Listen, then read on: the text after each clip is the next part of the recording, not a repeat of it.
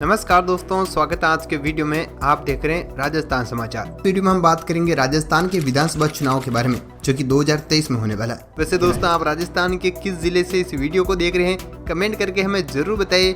साथ ही दोस्तों, इस पर आपकी क्या राय है? आपके हिसाब से राजस्थान में अगली किसकी सरकार बनेगी? आपकी फेवरेट पार्टी कौन सी है? कांग्रेस, बीजेपी, आरएलपी या कोई और हो तो कमेंट करके हमें जरूर बताइए। तो इस समय कांग्रेस के पास केवल 2 ही राज्य हैं जहां उनकी पूर्ण बहुमत की सरकार है। एक छत्तीसगढ़ है तो दूसरा राजस्थान है, और दोनों ही राज्यों में अगले साल विधानसभा चुनाव भी होने जा रहे हैं। अगर राजस्थान की हम बात करें तो इस बार भाजपा ने स्पष्ट कर दिया कि वो राजस्थान में मोदी के नाम पर चुनाव लड़ेंगे।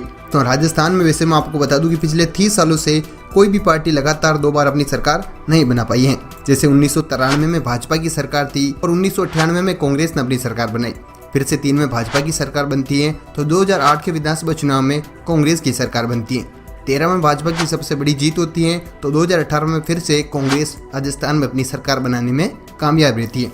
तो कुछ इस प्रकार के आंकड़े रहे राजस्थान में पिछले 30 सालों से। तो ओवरऑल अगर हम राजस्थान की बात करें तो 1952 से लेकर जहां पहली बार विधानसभा चुनाव हुए राजस्थान में, अब तक 2018 तक 15 बार विधानसभा चुनाव हो चुके, जिसमें कांग्रेस ने 10 बार अपनी सरकार राजस्थान में बनाई, भाजपा ने 4 बार और 1 बार अदर पार्टी जो कि जनता दल ने सरकार बनाई थी।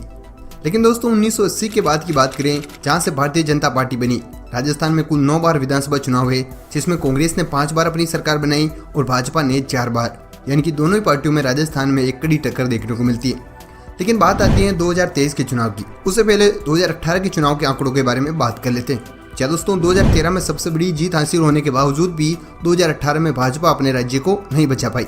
2018 के चुनाव के आंकड़ों की मैं बात करूं तो जहां कांग्रेस को 100 सीटें हासिल हुई थी और भाजपा को 73 सीटें मिली। राजस्थान में 2013 में भाजपा ने सबसे बड़ी जीत हासिल की इतिहास की, लेकिन फिर भी 5 साल में वो अपनी सरकार नहीं बचा पाई। इनकी जो सिलसिला चलता आ रहा था पिछले 30 सालों से कि एक बार कांग्रेस की सरकार बनेगी, एक बार भाजपा की, वो कुछ इसी प्रकार चला।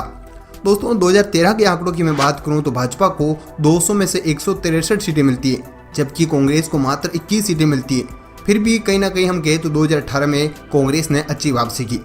लेकिन दोस्तों अब बात आती है 2023 के विधानसभा चुनाव की कि 23 में किसकी सरकार बनने जा रही है। उससे पहले ये जानते हैं कि राजस्थान में 2018 के चुनाव के बाद राजस्थान में कितने चुनाव हुए, कितने उपचुनाव हुए, उन चुनावों में किस पार्टी ने किस प्रकार से प्रदर्शन किया। दोस्तों 2019 में पहली बार राजस्थान में उपचुनाव होते हैं 2 सीटों पर, मंडावा और खींवसर में।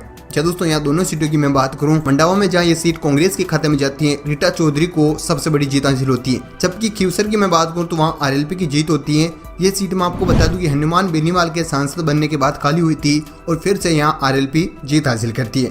यानी कि इस उपचुनाव में भाजपा का खाता नहीं खुलता है। दोस्तों उसके बाद एक बार फिर से राजस्थान में अप्रैल 2021 में 3 सीटों पर उपचुनाव होते हैं, सुजानगढ़, साड़ा और राजसमंद में।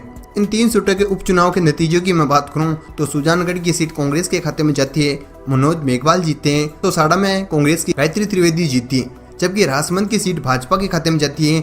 यहाँ से ये सीट दीप्ति माहेश्वरी जीतती है। दोस्तों इसके अलावा नवंबर 2021 में फिर से राजस्थान में 2 सीटों पर उपचुनाव होते। दोस्तों दोनों सीटों की मैं बात करूं, वल्लभनगर और दरियाबाद, दोनों सीटें कांग्रेस के खाते में जाती हैं। क्या दोस्तों, वहीं मैं आपको बता दूं कि इन दोनों विधानसभा चुनाव में भाजपा दूसरे नंबर पर भी नहीं रही थी। क्या दोस्तों, एक सीट पर वो तीसरे नंबर पर रही थी, जबकि एक सीट पर वह चौथे नंबर पर रही थी। कुछ इस प्रकार का हाल रहा था राजस्थान में उपचुनाव का। लेकिन दोस्तों राजस्थान में 2018 के विधानसभा चुनाव के बाद लोकसभा का चुनाव हुआ था 2019 में। उस चुनाव की मैं बात करूं तो यहाँ से कांग्रेस को एक भी सीट नहीं गई थी। क्या दोस्तों, राजस्थान में लोकसभा की 25 सीटें हैं, जहां से भाजपा को 24 सीटें मिलती हैं। एक सीट जाती है आरएलपी के खाते में, हनुमान बेनीवाल आरएलपी की तरफ से सांसद बनते हैं। यहाँ पर कांग्रेस को राजस्थान में एक बड़ा झटका लगता है। वहीं दोस्तों राजस्थान की 4 राज्यसभा सीटों की मैं बात करूं तो उनके नतीजे भी सामने आए। इनमें से 4 सीटों में से 3 सीटें कांग्रेस के खाते में जाती है, जबकि 1 सीट भाजपा यहाँ से ले जाती है। बात आती है कि अब राजस्थान में मुख्यमंत्री का प्रबल दावेदार कौन है। हम कांग्रेस की बात करें तो कांग्रेस के पास 2 बड़े प्रबल दावेदार हैं। एक तरफ पायलट गुट है तो दूसरी तरफ गहलोत गुट है। शायद माना जा रहा है कि इस बार पायलट को मुख्यमंत्री घोषित कर दें, लेकिन कांग्रेस के लिए इतना आसान नहीं रहने वाला है। यहाँ कांग्रेस को पर्याप्त सीटें मिलती हैं और वो पायलट को नजरअंदाज करती है, तो शायद कहीं ना कहीं पायलट भी कांग्रेस को नजरअंदाज कर सकते हैं। इसकी झलक हमें पिछले कुछ सालों में देखने को मिली है।